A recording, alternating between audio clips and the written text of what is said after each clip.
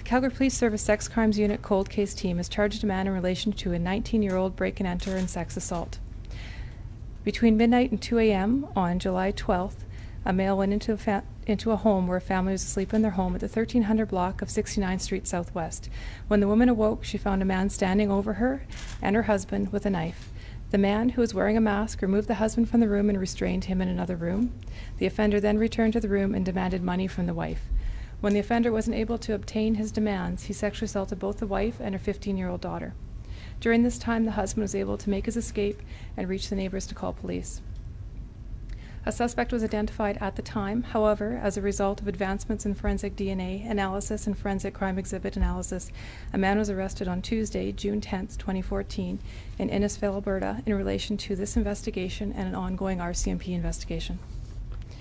Jack William Kramer, 51, of Whitecourt, Alberta, is charged with 2 counts of sexual assault with a weapon, 1 count of break and enter, 4 counts of forcible confinement, 2 counts of sexual assault with threats to cause bodily harm, 3 counts of robbery and home invasion, 1 count of face mask during commission of an offence, and 1 count of possession of a weapon or imitation for a dangerous purpose.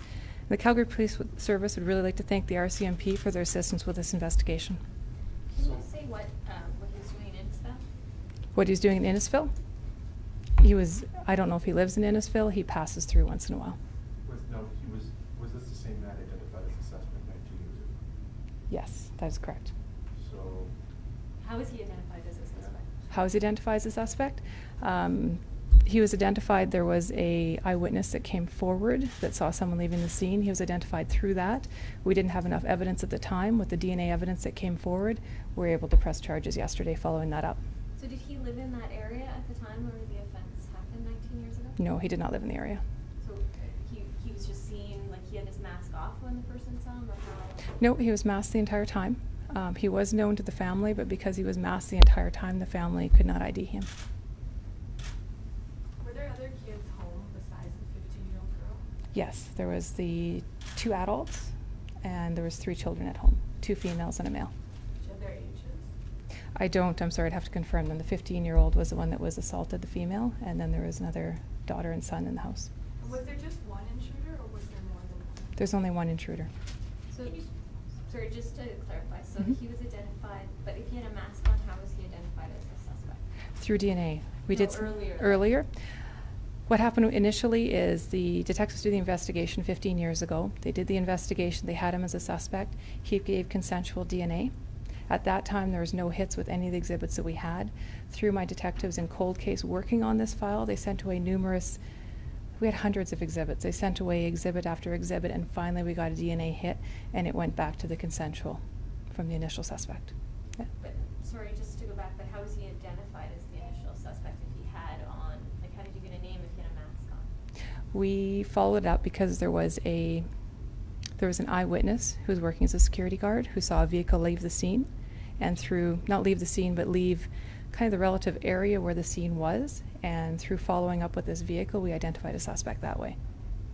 Thank you. Can you just go into a little bit more details about the advancement in DNA to be able to actually arrest this guy and charge him? Absolutely. With DNA, we didn't have a DNA data bank back then, so if we had that, there could have been hits on that. With the advancements in DNA and with our lab work takes a long time to do. With their advancements and how quickly they can process the exhibits and make the linkages, that helps us with progressing these files a lot quicker. So what's the difference between the DNA testing now, because before there was some testing as opposed to now? The testing that's done, I can't get into the details, I'm obviously not a scientist, but the DNA advancements, we can do more with less. So if you have smaller samples of skin cells, whatever it happens to be that they're testing, they can do it with a smaller sample. Can you speak at all to the connection that was made with RCMP and Fort McMurray as well with this particular suspect? I can't talk about the RCMP file. What I can tell you is that they're doing their own press release today, and they will link to this file and tell you exactly what happened on their end with their investigation that we worked together on. Do you believe that there's other sex assaults, or are you investigating other sex assaults that this person could be involved with? I'm not working on any other sex assaults that we know of, and we don't have any further DNA hits on this suspect. what's the reaction of the family at the investigation? My investigators called the family today. They're absolutely relieved that someone has finally been caught for this offense. It's been a long time in the waiting, and it's a very violent, traumatic offense. So they're happy that something's happened with this. And you said he was known to the family? He was known to the family, yes. Can you elaborate on what capacity? In passing, he wasn't a family friend or anything. They just seen him in passing. They knew who he was